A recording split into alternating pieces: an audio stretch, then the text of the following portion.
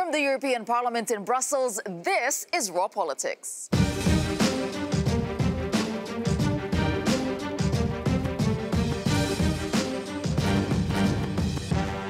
Thank you for joining us tonight, and this is what we have for you on the program. Emergency Summit. EU leaders discuss whether to accept or reject Theresa May's Brexit extension.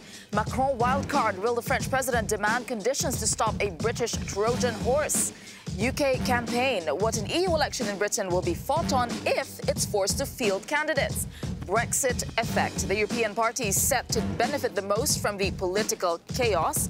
And the news center, the German town that will literally sit at the news center of Europe.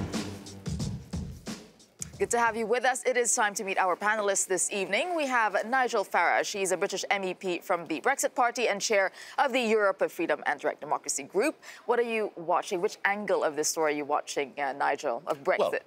Well, it's likely, of course, that an extension will be agreed to, but very interesting. I was in the Conference of Presidents meeting this morning, and I think some of the European leaders are beginning to realise that if you extend this, it means a European election in the UK, it means a rebirth of Euroscepticism, and it almost guarantees Mrs May gets replaced over the summer by a really Eurosceptic leader. So there are some saying, whoa, hang on. Well, that's interesting. Hold that thought. We're going to have that discussion very soon. And also joining us tonight, Roberto Gualtieri. He's an Italian MEP and member of the Brexit Steering Committee for the Socialists and Democrats group. What about you? Which aspect or angle of Brexit is really interesting to you? It is interesting that now we are, for the second time, the British Prime Minister is asking for a postponement of Brexit. So why it is happening? Of course, it is very difficult in the UK Parliament to approve the withdrawal agreement. But I have to say that is also a bit the crisis of Brexit. I think that the structural contradictions of Brexit, when you go in concrete, you understand what does it mean, are emerging. And that's the structural reason why we are having a crisis of Brexit. And then we are discussing a second prolongation. OK, and now we're also joined by Anna Maria Corazza-Bildt. She's a Swedish MEP from the European People's Party. What about you, Anna Maria? Well, it's showing that Brexit is more a vaccine than a contagious, that it's better together than alone, that even a great country like Great Britain and a great people like Great Britain, it's bringing chaos and implosion. Therefore, think twice about what the European Union really is and how good and how many benefits it has. OK, we're going to expand on all the points that were brought up here by our guests. But first, let us see what is happening today, because the UK Prime Minister Theresa May, she is making her pitch to EU leaders right now, asking for an extension to Britain's Brexit deadline. It is a crucial summit that will shape Britain's future relationship with the EU.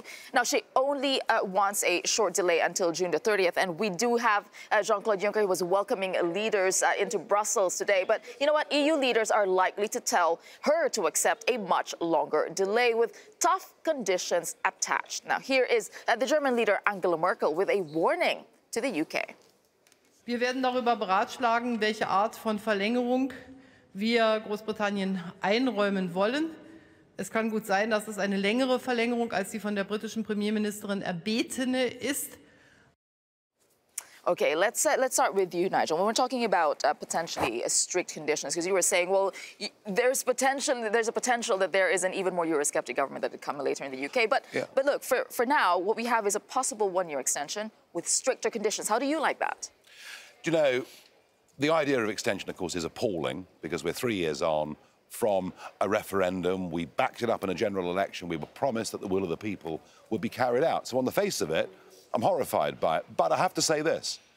As a Eurosceptic, as a leaver, very committed leaver, I'd much rather now have an extension than accept the treaty that Mr Barnier gave to Mrs May, because that would have left us out only in name. A long extension, a long one. Well, it can't be a short one. OK. Because we've got European Parliament elections, we've got summer holidays, we've then got a new European Commission coming in. So realistically, there wouldn't be a new negotiation of any kind until at least November. OK, before I get to Anna Maria and Roberto's thoughts on this, let's go to our political editor, Darren McCaffrey, who is at the summit himself. So, Darren, what are we hearing of what Theresa May actually came here to offer the EU? I mean, there were talks that she shouldn't have come here empty-handed. So what is it?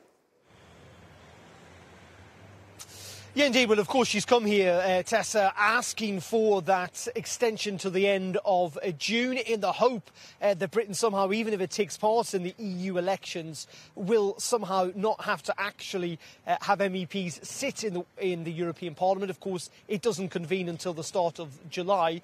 The problem for Theresa May, as pointed out by Donald Tusk last night in his letter ahead of this Council summit, is that it is still incredibly unlikely that Theresa May, given where the talks are at Westminster, will be able to get a deal through before June 30th. And so in those circumstances, the EU Council tonight will be talking about a much longer extension. Now, there are two further dates to consider. One is until the end of this year, to December 2019. Now, we think there is widespread favour for that date, not least of all because it means that we will not necessarily have these emergency summits every couple of months. The EU business will not be entirely taken up with the bandwidth of Brexit. There is a third date being put forward, and that is until March of next year, well into 2020, nearly 4 years since the EU referendum. Though it does sound that that date has its critics, most notably in France, who simply do not want this Brexit process to be prolonged for almost a year's time, taking up kind of EU business and the disruption that could come with that. All right. Well, it sounds like the EU might be asking for some pretty strict conditions in a Brexit delay. We were talking about that earlier. But, you know, the European Parliament today actually warned Theresa May not to arrive at the summit empty-handed. Now, if she wanted a statement that they put out, they said, we expect the Prime Minister to indicate what are the prospects of the cross-party talks between the government and the Labour Party, and also the anticipated results and whether a solid parliamentary majority in support of such an agreement exists. If not, she should indicate clearly the way forward, be it a referendum, a general election, or a revocation. So, yeah, these are the strict conditions, Darren. What more can you tell us? Yeah, indeed. Of course, the concern, particularly most vocally espoused by the French, is that somehow Britain becomes a disruptive member over this extension to the Article 50 process, that it becomes a kind of the bad cop in this process, trying to disrupt EU business over the next, 6 months or so, if there is a prolonged extension. Now, the reason this fear has come about, not least of all because Jacob Rees-Mogg, a hardcore Brexiteer, suggested that should be the UK's course of action. And there is concern here in Brussels that ultimately Theresa May is not going to be the Prime Minister potentially for much longer. In those circumstances, they may well be dealing with a known entity, someone who is much harsher and thinks a lot less of the European Union. And that is why the French and indeed others are insisting that conditions will have to come with a long extension. What could they be? Well, they cover everything from essentially Britain not being able to take part in the selection of the EU Commission President, not having a veto on future budget decisions, or indeed that the EU 27 could meet amongst themselves informally, talk about the future business of the EU, but of course they would all have to include the UK in the final decision when it comes to a vote. All in all, it's very difficult stuff, Tessa. Be in no doubt that this is going to be a late night, potentially a council summit that goes into the wee small hours of tomorrow morning. All right, thanks for that, Darren McCaffrey there. I'd like to go to Anna Maria. When we're talking about those conditions being attached, this isn't going to go down well in the UK, is it? Or is this, because some would see it probably as a humiliation, if there's suggestions you take out the veto rights, if you take out any decision-making rights, wouldn't that not go down well? I don't see this as conditions. I see that still we are focused to avoid the worst-case scenario, and it is that the UK would live without a withdrawal agreement, and no deal would be detrimental for all, mainly for the UK, but also for the rest of Europe. So I think that the European Union has really been calm, cool, and connected, focused with a lot of patience to try to avoid to disrupt people's life, to try to avoid to disrupt companies' life. And this constant, continued uncertainty, postponement, new summit, is, of course, detrimental for people. And that's our focus, especially in the European Parliament. So we have to give an extension. That is really my firm view. But an extension that gives the possibility to build a broad-based majority in the UK so that whoever Prime Minister goes to Commons, it will be voted. And it has to be broad-based because that's the long-term interest of the people of the UK and of Europe. So it has to be opposition and government parties I mean, together. Nigel's shaking his head there, but I'll go to you first, Roberto. He always does. Do we see a way forward now with what is happening with an extension and potentially these conditions that we're seeing in Brexit? Extension is very likely. Nigel Farage is trying to scare us about that, but we are not scared. And I think that indeed we have to reconcile two principles. Of course, if you are a member of the European Union, you have all the rights of member. So, exactly. and also so we cannot change a treaty for that. Another thing is that if you are asking, you cannot limit legally things because that would be illegal. On the other hand, of course, unless the UK revokes or decide to have a referendum, but things we are still wanting to leave. Which is an extension, politically, they have, and also legally, they have an obligation to loyal cooperation. So, of course, they will not engage in the discussion of 7-year budget of a union where they say they will not be part of that. So, this is something which is blurred a bit, legally speaking, but I think is right that the number of conditions are framed, including the fact that in any case, the withdrawal agreement will not be reopened. So what is agreed? The withdrawal agreement will not be reopened. We can upgrade the political declaration. And of course, a lot of us would welcome also a rethinking of Brexit via elections or a referendum. I'm not trying to scare you, but here is a fact, all right? If we fight European elections, the Eurosceptic parties will win. No, I'm not so sure. That is beyond doubt. That is your wish. I don't think so. One at a time. One at a time. Every single European election, every single European election since 1999, the Eurosceptics have exceeded expectations because under proportional representation, people will vote for them. We will see that. Mrs May, 71% of Conservative voters now support a WTO no-deal exit.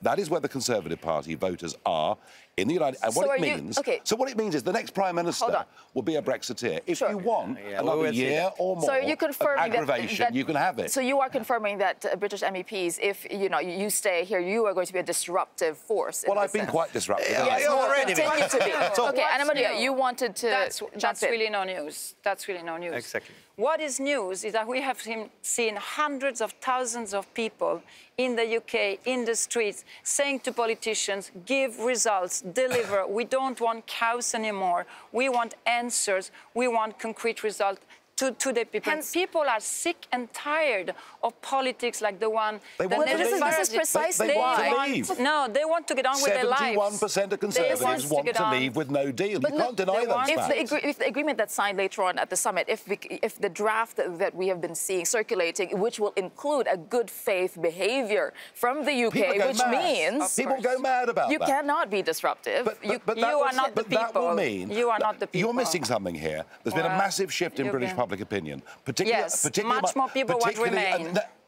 In every single region of England and Wales, apart from London, there is now a big majority to leave with no deal. And that means the next Prime Minister is going to be a Eurosceptic. Wouldn't it be better to say to the United Kingdom, let's end this now? Very quickly, jump in, Robert, and we'll move on. This is irresponsible. As I said another time, I cannot compete with Farage propaganda. But the truth is that if you go to European election, it means that all the promises of Brexiters were fake. And at the end, when the country was confronted with the actual consequences of leaving European, they are thinking, wait a minute. So I don't think this is a great campaign for the Eurosceptics. On the contrary. So I imagine totally different results, by the way. So, of course, he's doing his job to campaign because he's already candidate. He's very keen, actually, of coming back to European Parliament. But we have not been distracted by him, and we will not be disrupted by him. So we will pretty well manage. Exactly, I agree. I mean, this is a never-ending campaign that never stopped, and we've seen the results of your campaign. People are sick and tired of your lies. People are sick and tired of your cheating. They want to leave. They want you to leave. They don't want to be talked down to by foreign politicians either, I can tell you that. They want to be talked down by politicians that haven't delivered anything than chaos, implosions and disruption in their lives. No, the economy is going very well. We're doing well. Jobs are at a record high. Because you are still a member of the European Union. Very well. People are losing their jobs. The economy is going down the drain. We're doing brilliantly. Double the growth rate of the Eurozone. We're doing fine. OK, so basically you're confirming...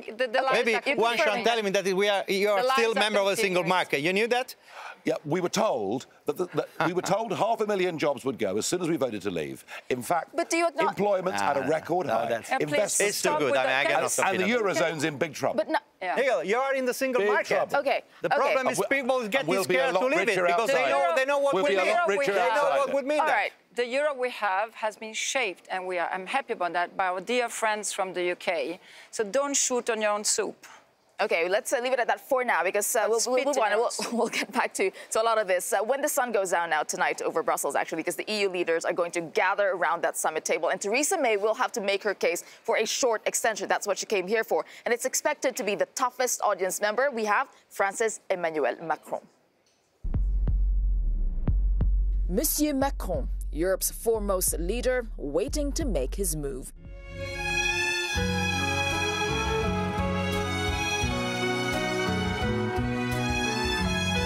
Mrs. May traveled to the City of Love yesterday to win the heart of her French counterpart. But could this Paris kiss be a poisoned one? More than 50 years ago, the British Prime Minister and French President met here. Britain wanted into Europe. Non was Charles de Gaulle's response. Now, with Brexit rendering Britain powerless, the UK wants leave to stay. And Emmanuel Macron is flexing his muscles. Will he seize on his very own de Gaulle moment, or will he lay down conditions to London? Close neighbors, yes, but old enemies too. This self-styled emperor of Europe has Britain's future in his hands. I mean, you did bring up, Roberta, the legal constraints of potentially limiting what the British MEPs could do to avoid, any disruption in the EU. But there is, there are suggestions of that code of conduct that I mentioned earlier, and also a gentleman's agreement that the British MEPs who do stay end up in Parliament would not, be involved in maybe big decision-making processes, or just keep the peace, so to speak. No. One moment. There is a big difference between the Council, who represents the government, the states, sure, and the European Parliament, who represent the citizens. Okay. So in the European Parliament sits representatives all the citizens. So they represent all the citizens, European citizens. So they're not like member states. Okay. So we should be very careful in imagining limitation of the freedom of the members. Another thing that at the political level, we of course will take into account the fact that the UK members are members of a country which is still supposed to leave. And so in what is not legal, but what is political organization, we might take this into account. But do you agree in the concept of what Macron is calling for, basically, in the principle of what he is calling for? Well, when you're a member, you're a full member with all rights. Mm-hmm. And I don't think there are very new conditions. What we're saying is no withdrawal agreement. We said it before. We say integrity of the internal market and of the four freedoms. And custom union. We are saying we are even ready now to reopen and upgrade the political declaration, but no negotiation on the future as long as you're not a third country. There is nothing new here. Okay, so everything else is you're not going to have your hands tied anyway. There is nothing new here. Nothing's changing. The withdrawal treaty is never going to get passed by this Parliament. The idea... Which Parliament? The idea, this current Parliament, is never going to agree to it. As I say, the British people are getting more Eurosceptic by the month. It'd be far better for us just to leave from everyone's perspective. I understand. Yes. Farage is nervous that Brexit might not take place. We are running out of time. But it's a possibility. We have run out of time, unfortunately. We'd love to listen to this all day long, but we have run out of time.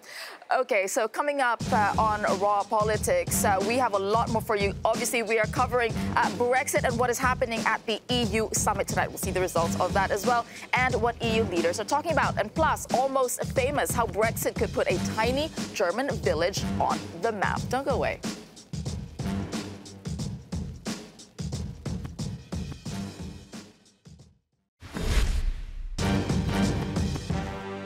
Welcome back to Raw Politics. Well, a lot is happening here in Brussels with the EU Brexit summit. Leaders arriving. Theresa May coming here asking for an extension. Very busy in this town. But also, we'd like to know what is happening in London on that side. So let's cross over to our correspondent, Vincent McAviney. Vincent, so how is the reaction been there? How has all this been taken, especially by members of the Conservative Party, in this idea of a year-long Brexit delay? Good afternoon, Tessa. Well, the weather here in London has definitely cheered up a bit, but MP's mood is definitely on the way down. If you look at some of the backbenchers on Theresa May's Conservative Party, they were looking pretty grumpy today at PMQs. And in the ERG itself, well, they are pretty bitterly disappointed. Now, Jacob Rees-Mogg, he's a pretty prominent guy. He had that tweet a couple of days ago now, which said that if the UK was forced to say, we'd cause problems for Emmanuel Emmanuel Macron's reforms to the EU. We'd block things like their EU army. And that did get a lot of traction, and that's why France, of course, is so worried and wants to put these new clauses on the UK staying, things like banning our veto. And he's followed that up with another tweet in the past day saying if we are stuck in, we must use the remaining powers we have to be difficult. Sincere cooperation so far seems to be a one-way street. And that is the line that many in the ERG are taking. Marc Francois, another member, said that the UK, if we were forced to stay, would have to become a Trojan horse within the EU, taking down and disrupting its projects. So some pretty strong warnings there from the Brexiteer wing of the Conservative Party about having to stay in. But Theresa May at PMQs has once again reminded them that we wouldn't be in this situation had they simply voted for her withdrawal agreement. All right, and we know that today we had the PMQs as well. Let's listen to what they had to say. Must have been quite a sight there.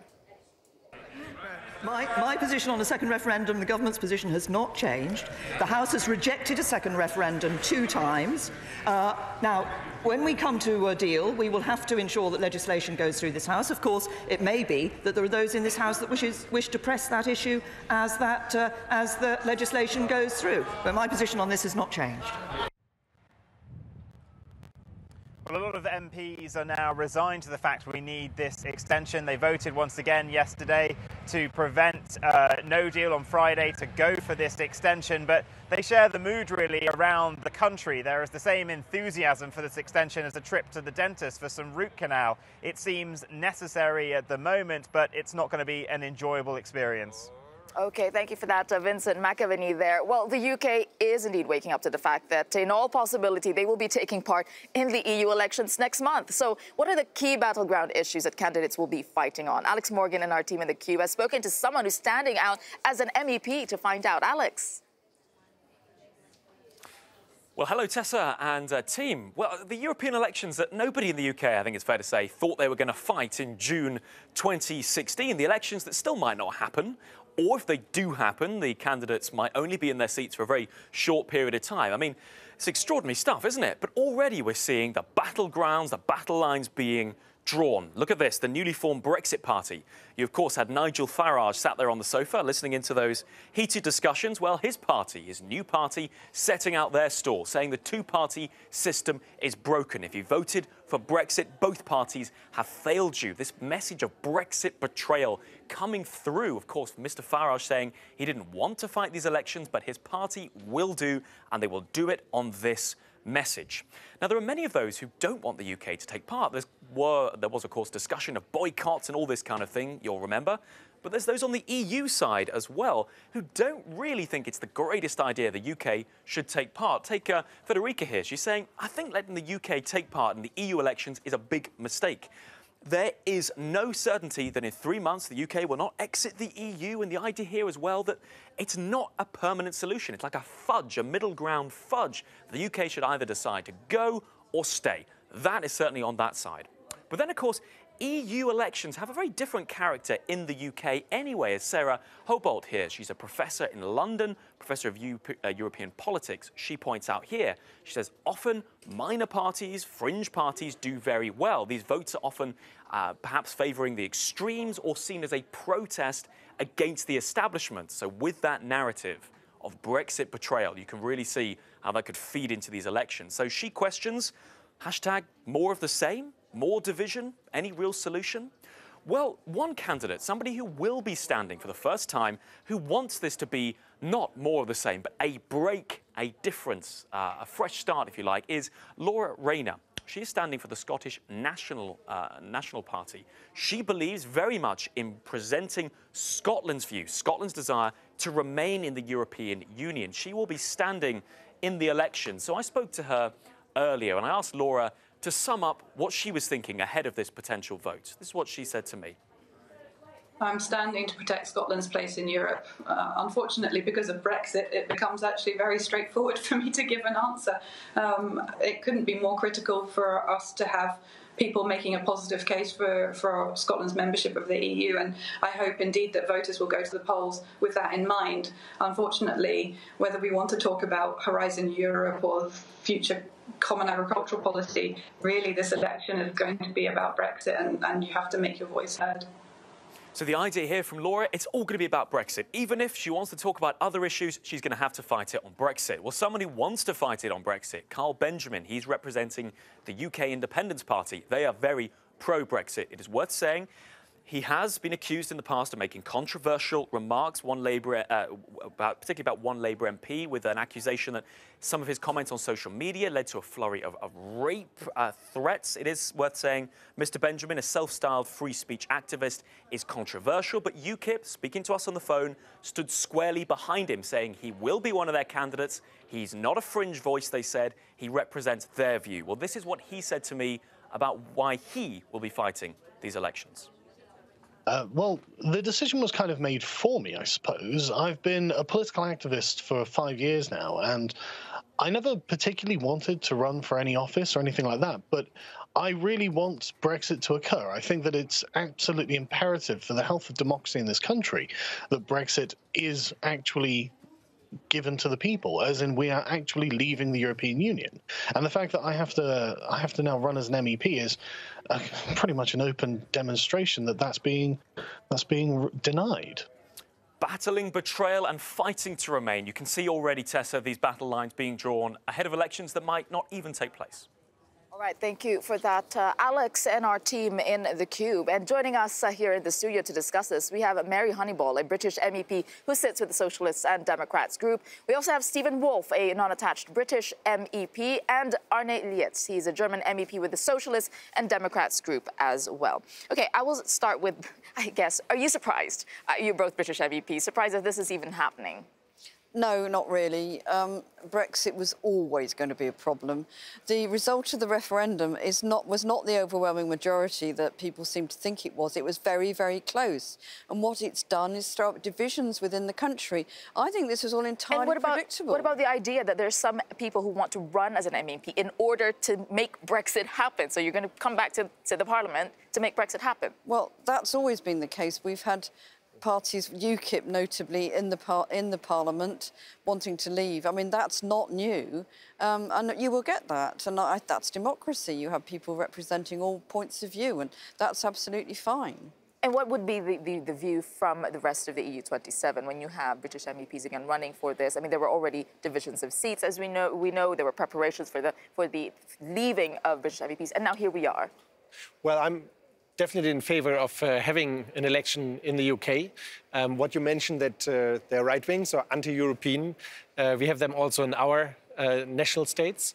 So I would be very happy if that would be, because if there's an election going to happen, it's going to be an election on Europe. It's going to be a really election on the Brexit, as you have mentioned through these two candidates who are actually thinking ahead already if that election is going to come to place.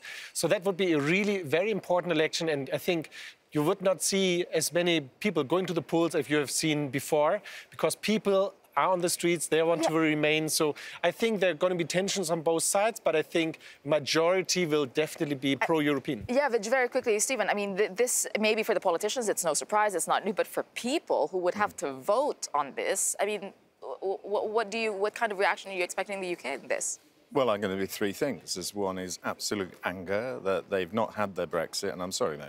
And you cannot say that wasn't a majority of the voters who voted in the referendum voted to leave. If you took the same percentages in the Labour Party, then as soon as the Labour Party had voted under Tony Blair on some of his issues, then we'd have had to re-vote the next week because there were less percentage terms. We don't go into elections because of that, so there's going to be anger on that. Well, I do think that you'll probably see a higher proportion now of people who were supporters of Remain coming out.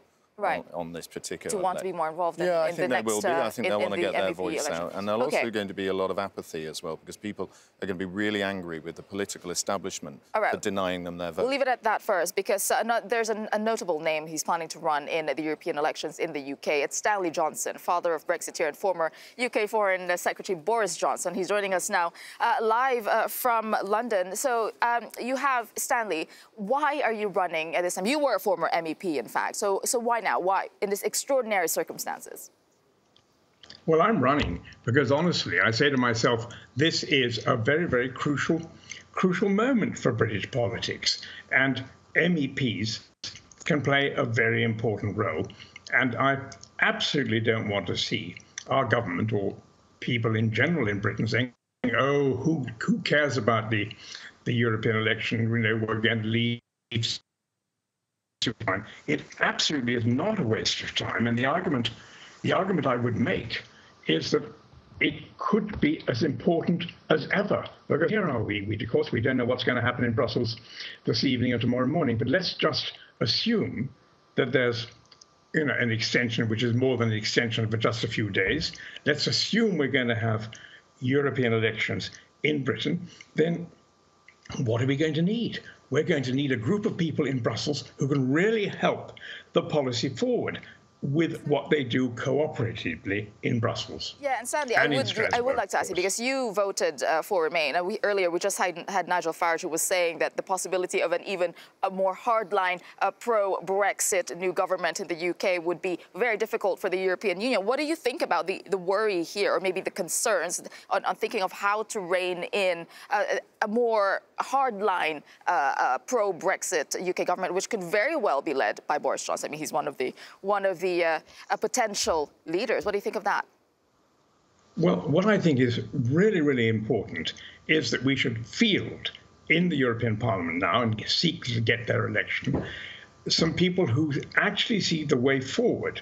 And I'm completely sure that the way forward is to work with the 27 other countries within, for example, the framework of the European Parliament for that new delegation, to say, look, it's perfectly obvious that the proposal the Council adopted, the so-called withdrawal agreement, it's dead. It's dead as far as the UK is concerned. And in fact, you could argue that the Parliament saved the British people from a withdrawal agreement. But what is in play is what's called the Brady Amendment, which is to say, yes, we're ready to have the withdrawal agreement, but we cannot have the Irish backstop in this agreement. So that's what these new MEPs ought to be doing, is building alliances with other countries so that we finally tell the Commission, and this will be the European Parliament telling the Commission what to do. No, Commission, your proposal won't work. All right, thank you for that, Stanley Johnson there talking to us. He will be running for the, threw in his name in the hat to run for the European parliamentary elections. I mean, what's interesting he's saying there is that you need people here who can bring it forward. But then we also heard from even Jacob Rees-Mogg and others talking about a Trojan horse inside the European Parliament to just be disruptive. Absolutely. Yes, yes, and I think it's quite appalling what Jacob Rees-Mogg has said. But what Jacob Rees-Mogg doesn't realise, because none of the ERG really understand how this place works, that actually that would be very difficult.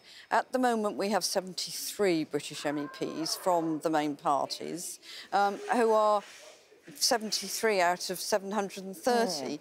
And the power is diffuse in this Parliament. There aren't blocks like there are in the House of Commons. So if Jacob Rees-Mogg and 2 or 3 other hardliners decide to disrupt things, it will really make no difference whatsoever. And I have to say that I don't think whoever is the British Prime Minister will actually go into European Council meetings set on disrupting them, because I don't think that's at all the way that any self-respecting British Prime Minister would behave. So you think this fear of just tearing up what's already been agreed by this government would be, it would just turn No, up? they could do that. That's a different matter. Okay. That's a completely different matter, and that obviously could be done and may well be done, because what this government has tried to do has obviously failed. But the only thing I agree with Stanley Johnson about. So there will have to be changes, but there are ways of doing that. And what I'm saying is I don't think a British Prime Minister would be overly and deliberately disruptive. Doing that. All right. Stephen, you wanted to add something? Well, I think there will potentially is a block, because already we know from concerns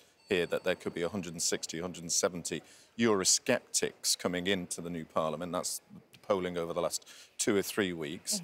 And that's not including the British. So if the Brexit Party achieves greater than the 28% that it did in 2014, you could be sending up to 30 additional MEPs here rather than the 24 they did then. Add that, you've nearly got 200. The blocking vote for as much of our legislation is on 1/3, 2/3 when we get to that. You get 221. Comment from you before we... including the Commission. Yes, that's different. That's not what Jacob Rees-Mogg was talking about. The situation is the following, that I don't think that because of the Brexit is happening, people are more interested for the European Union as ever before, because this is a mess, this is chaos what Brexit brought to the whole continent. And so I think the anti-European will be less in the Parliament. And also the young people in Great Britain will vote for their future, and they want a future in the European Union. As we have seen in the whole referendum, appeals are getting all the voters on the polls and having all this massive demonstration. The other effect, as Anna Maria Corazzi built earlier, was saying it was almost like a vaccine against potential disruption. Okay. All right, we'll leave it at that for now because we've run out of time. Well, Europe's candidates, hopefuls, fight for their place in the European Parliament. One German village, in fact, is hoping to take a title of a different kind. As you go to break, let's take a look at that.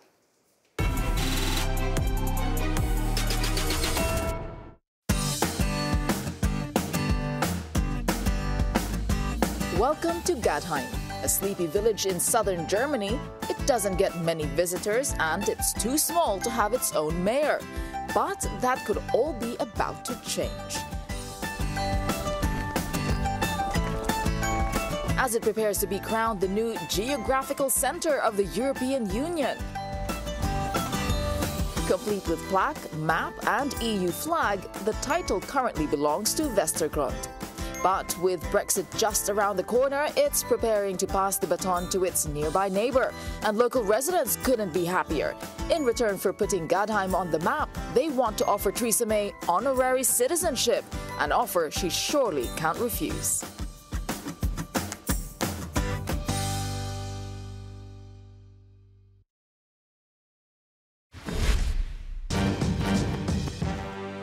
Welcome back to Raw Politics from the European Parliament in Brussels, which today actually is really buzzing because of, well, Brexit. But it's not the only story in town. Looming on the horizon is the European parliamentary elections. And the poll aggregator Europe Elects has teamed up with Euronews to predict the results, and this is what we know so far. Brussels, a city which today woke up to a flicker of what the future might hold for the European elections in May. The European People's Party and Socialists and Democrats have seen an uptick in their support over recent months. But it's still bad news for them. They're still predicted to lose out, the EPP by 37 seats and the SD by 56. Meanwhile, it's better news for the alliance of Liberals and Democrats. With Emmanuel Macron's En Marche expected to join the grouping, they're set to increase their real estate in Brussels with 39 additional seats. Despite expectation of a populist surge, the decline of Italy's five-star movement and Germany's AfD domestically look set to disadvantage the Brussels skeptic Europe of Freedom and Direct Democracy group, which is now predicted to lose 13 seats. But it's not all bad news for those hoping to shake up Brussels. The right-wing Europe of Nations and Freedom group looks set to benefit from the rise of Marine Le Pen's national rally, picking up 26 seats. It's a long road to polling day, and in such volatile times, all that could yet change.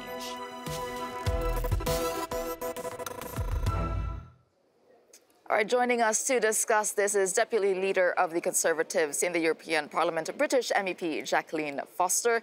Also joining us, a Danish MEP from the Danish People's Party, Anders Vistisen, and still with us, a German MEP from the SD Socialist Group, Arne Lietz. All right, and I think what's interesting in the Europe Elects poll that we're seeing is that, you know, the analysts were saying that there's the slight gains that the centre is seeing is because of Brexit, because of the Brexit effect, and that there's a lot of confusion and a lot of uncertainty, that people are starting to move away from the populist groups and into the centre, and also that immigration is no longer such an emotive or top of the list kind of issue. Now, I'd like to ask this because you are considered, your party is considered a populist party. So with this in mind, Brexit being almost a vaccine, are you worried that this is going to bring people away from populist groups? I think sometimes these populist labels are thrown a little bit around. It's a quite mixed basket when you look around. But I'm still quite sure that national conservative movements will do very well in the European elections. The question is what kind of groupings will be after the elections. But I'm confident that this kind of sentiment will bear fruit to the elections. And with immigration no longer a top of mind, or maybe not as much of an emotive issue as it used to be before, is there a search for a new kind of issue that that binds populist groups together? I can only speak for my own country of Denmark, and there everyone is talking about migration and asylum seekers. So I don't know how it is in other European countries, but I can assure you that both the European election and the national elections we are about to fight in Denmark will be fought primarily on migration and asylum policies. Okay, and what do you make of what we're seeing in the polls? I'm not particularly surprised with the polls, but I don't think this is necessarily a Brexit effect. Right. Coming from a major political party, actually the oldest I think, across the world, the Conservative Party. I think what we have seen, and we see it with the political groups in this Parliament as well, I think a lot of the voting public don't believe that the major political parties are actually addressing the key issues. And I think it came about the issue over migration with Angela Merkel, when, of course, Germany had a lot of people that went into Germany in a very short space of time. I think there was unease, and people they do get uneasy about the way, you know, they live. And so I think there's been a feeling that Europe has not addressed some of these key issues that actually a lot of voters But then when you talk about. the reason why I suppose analysts brought up the Brexit effect is because when you see the kind of uncertainty there, it means that populist groups, you know, those that probably pushed for Brexit, does not have the answers either, as you're saying. Maybe they don't. So go back to the centre. Well, from my understanding, first of all, I'm in touch with my Danish sister city, Haderslev, where there are different debates as well on a social Europe, on climate issues. Students are demonstrating as well on the streets. So there are other issues also in the Danish society. Sure. But for me, I actually see it as a vaccine, as a support for the European Union. The Brexit is a chaos. I'm coming from an area where the AFD is very strong. We have 24% in my region. And the AFD moved from an anti-Euro party to a right-wing party. And this party called for a Dexit. If the European Parliament is not going to close down and if the euro is not going to go away. So we have the new Farage in Germany. And people do understand that their jobs, particularly in East Germany, I'm coming from East Germany, from the previous socialism, it's difficult to pick up. We picked up.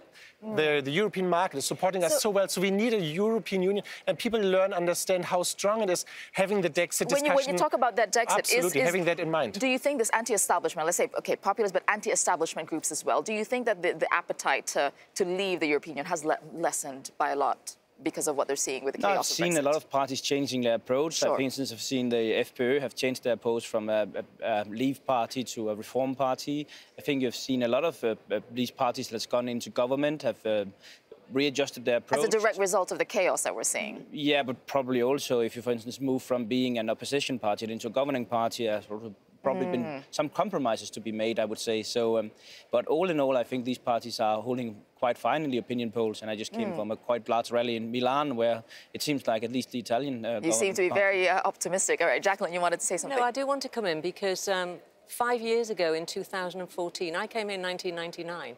And in 2014, we'd set up the ECR group 5 years before that.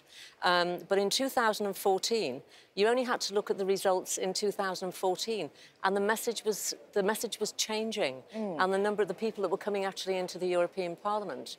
And so I'm not suggesting that Brexit may not have an effect, but what I'm saying, this goes back further actually than 2016 and Brexit. Right. And these were issues that were raised by David, if I may say, by David Cameron, because there is unease across Europe, and it was that the EU wasn't tackling some of these problems, particularly with people coming across the Mediterranean and drowned, and it was absolutely awful. Sure. And although it's a member state issue in terms they have to deal with it. Okay. It was a feeling as though it was just not really being sorted out properly. I mean, I think... and the Eurozone crisis was another one. Well, yeah, as issues do impact, socially, the polls that we're watching. Issues, and it's only, a few more weeks till the European parliamentary elections. All right, we have a lot more coming up for you on World Politics. How do you think the EU elections will play out in the UK? We want to hear what you think. So your call is coming up right after this program. It's at 7 p.m. CET. Contact information, you can see it on your screen. The number, it's free, is 00800 3333 7002. You can also join the debate on social media. Use the hashtag #RawPolitics. And our lines are opening after the break.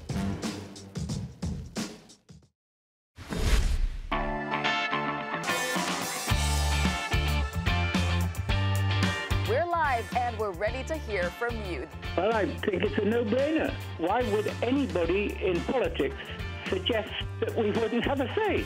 Brexit hasn't been delivered, and actually we're not sure if Brexit will ever be delivered. So momentum is shifting on Brexit. My friends in the UK, they feel themselves betrayed.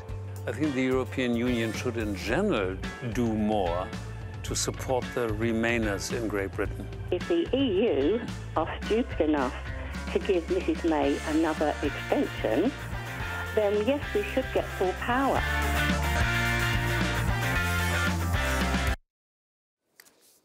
So those were just some of the highlights from last night's Your Call. Let's now take a look at what we are talking about tonight. Back to Brussels. Theresa May is once again asking EU leaders for more time. She wants to delay Brexit until the end of June, but Brussels has called for a so-called flex tension of up to a year. Can you take any more of this? After 2 years of Brexit dominating Brussels business, we want to know, should the EU just refuse an extension? If Theresa May's extension is granted, Britain will be taking part in the European elections in May, with an Open Europe Hanbury poll showing the Tories trailing Labour and Nigel Farage's new Brexit party rising. The election looks set to be dominated by the Europe question. But what do you think will be in the minds of British voters? We're asking, what will the EU elections be fought on in Britain? And under an extension, British MEPs will be back in Brussels, but will they behave? According to Tory MP Mark Francois, maybe not. He says the UK will become a Trojan horse in the EU, working on the inside to derail ever closer union. That's prompted rumors that France's Emmanuel Macron is seeking to restrict Britain's veto powers. So, should Europe trust British MEPs to behave? Come on, Europe, have your say. Should the EU just refuse an extension? What will the EU elections be fought on in Britain? And should Europe trust British MEPs to behave? All right, you know what to do. That contact information is on your screen. You can call our free phone number at 00800 3333 7002. Email at rawpoll@euronews.com. And on social media, look for us. Use the hashtag #RawPolitics, or you can also call us on Skype. All right, still with us for this block, we have MEPs Arne Lich and Jacqueline Foster, and also joining us, Effie Kutsakosta, Euronews correspondent, and who will be co-hosting with me tonight on Your Call. All right, I'd like to follow on because one of the callers last night said if the EU were stupid enough, in her words, to give an extension to the UK. So the question tonight, should the EU just refuse an extension? I'll ask you first, Jacqueline. Well, I'm just really disappointed that we're in this position. My position all the way along has been that I've supported the withdrawal agreement. And I think what's most disappointing, it's not just the official opposition of the Labour Party in the UK, who clearly their agenda was to have an election, whatever cost. It was obviously the fringes of my own party, both very strong Remain and obviously those that wanted to leave, and that have obviously put us in this position. So I think it's very unfortunate. I mean, when we're looking at taking a gauge of what's happening here, it seems like it's heading towards that it will be granted. Yeah, I guess that there is a silent compromise among the member states that a no deal has to be avoided in any way. So I think it's highly likely that they will give an extension to the UK. The thing is that what they will be discussing tonight is the kind of extension that they will be giving to Theresa May. And it seems that she's not going to take what she already requested. And of course, we want to know what you think. You can join us in this conversation later tonight. But I'd like you to jump in on this question as well. I would love to. I think we should definitely hope that there's a vote and that the Remain is going to be maybe an option on the future as well, and that will be for the extension. So the extension is important to have a vote. I'm very happy if we could have the British voters coming, because that would be, if you don't have now the second referendum, but this will be a pro-European vote. The young people can go to vote, as they haven't done at the referendum. All right, well, so you know what to do again. We want to know what you think on all of our topics. Oh, Jacqueline already disagrees, so you might want to call in because Jackie will be there tonight on Your Call after the show. All right, before we go, we have time for a raw moment. Theresa May and the EU will tonight go head-to-head again. Mrs. May asking for an extension until June the 30th, and the EU probably insisting one that is much longer. So who will blink first, and will she resign if they don't? Let's take a look back at what Theresa May has said about the length of an extension.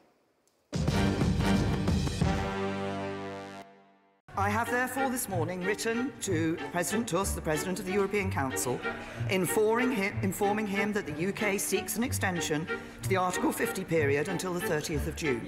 I am not prepared to delay Brexit any further than the 30th of June. So we'll see what happens tonight. And again, we'd love to hear from you. Do stick around after the show and call us. Get in touch for Your Call. We're waiting for you. Thank you for watching and see you again.